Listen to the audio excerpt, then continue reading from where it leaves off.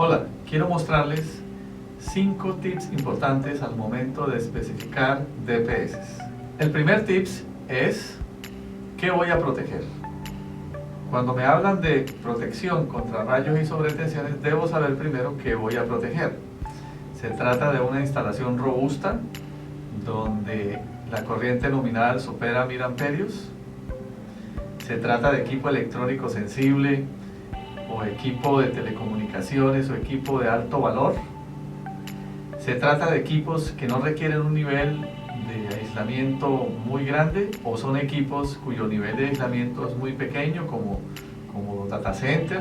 El segundo punto es ¿dónde se va a instalar el DPS? Cuando me hablan de DPS tengo que pensar si lo van a instalar en el tablero general o en un tablero de distribución o directamente para proteger algún equipo electrónico.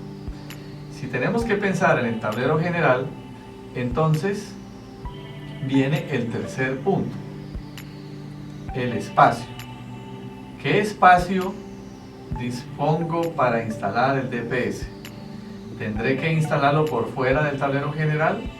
¿O tengo un DPS de un tamaño pequeño como este para instalarlo dentro del tablero general?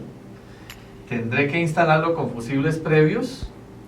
¿O tengo un DPS que ya tiene fusible integrado que me permite instalarlo cerca de las barras? Ahora tengo que pensar en el nivel de protección. El tercer punto que tenemos que mirar es el siguiente: ¿qué tipo de DPS voy a instalar? La clasificación de los DPS se puede conseguir de acuerdo al tipo de pruebas que se le aplican a los DPS.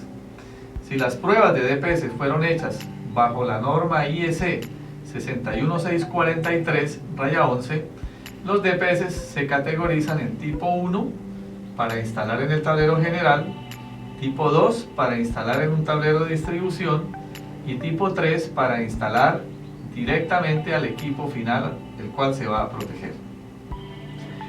Si pensamos en otra norma, es mejor entonces relacionar el tipo de DPS con la magnitud de energía o la capacidad de apagado de energía que tiene el DPS.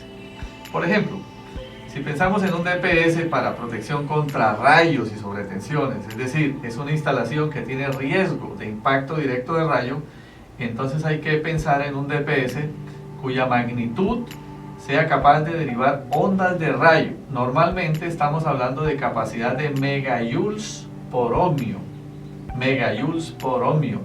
Entonces es un DPS que se testea o se prueba con ondas de prueba 10350 en un laboratorio. Pero cuando hablamos de un DPS que es un tipo 2 o un tablero de distribución, estamos hablando de ondas de prueba de ondas 820. Aquí la energía puede ser del orden de, en kiloamperios 820, un típico es entre 40 y 65 kiloamperios, pero en joules estamos hablando de kilojoules. Ya no hablamos de megajoules, sino de kilojoules. Y cuando hablamos de protección de un equipo final, habría que pensar si la tecnología del DPS sirve o coordina con el equipo final. Es decir, que en caso de rayo o en caso de sobretensión, el DPS actúe y no nos dañe o no nos rompa el aislamiento del equipo final. Equipo final que normalmente viene autoprotegido, es decir, que trae dentro un varistor o un equipo de protección de diodos muy pequeño. Entonces nuestro DPS tiene que coordinar con esos equipos finales.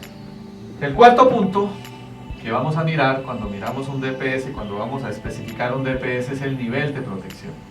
Normalmente en las fichas técnicas o en los catálogos se especifica con U mayúscula y una P como subíndice. El nivel de protección va direccionado en función del aislamiento de los equipos y el nivel también de la tensión nominal. Es decir, cuando se trabaja una tensión nominal de 150 voltios, el nivel de protección puede estar entre 0,8 y 1,5 kilovoltios. Cuando trabajamos 255 voltios, el nivel de protección puede estar en 1,5 kilovoltios a 2,5 kilovoltios. Cuando trabajamos 440 voltios, normalmente hablamos de niveles de protección superiores a 2,5 kilovoltios. Entonces el nivel de tensión nominal es muy importante al momento de especificar o de ver el punto del nivel de protección. Pero hay un punto muy importante cuando hablamos del nivel de protección.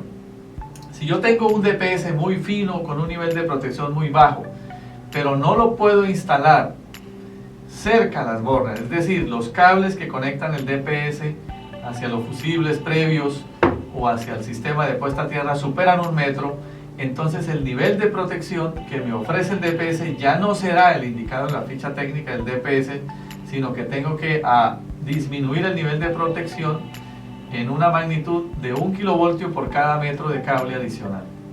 Por eso el nivel de protección, al momento de diseñar el DPS, el ingeniero tiene que saber si no le cabe en el tablero, no le caben los fusibles, no le cabe el DPS, entonces tiene que buscar DPS muy pequeños con fusible integrado para que logre fijar el nivel de protección.